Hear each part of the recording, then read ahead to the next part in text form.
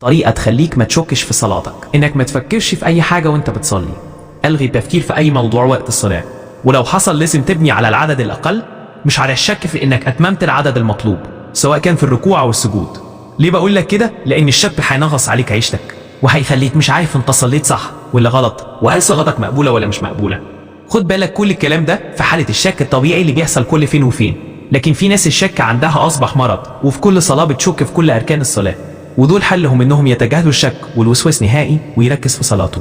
لو استمر الشك هقولك على طريقة تبدو غريبة نوعا ما هتعملها مرة واحدة عشان تقطع الشك ده نهائي.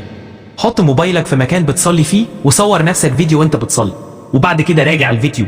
لو لقيت نفسك صليت صح ومفيش اي ركن من اركان الصلاة نسيته يبقى ترمي الشك ده ورا ظهرك وما تفكرش ولا تستسلم ابدا ليه. طيب لسه الشك في قلبك لسبب تاني، زي مثلا انك تكون بتعاني من مرض مؤثر على الذاكرة. في الحالة دي ممكن تستخدم أي حاجة تساعدك على التأكد.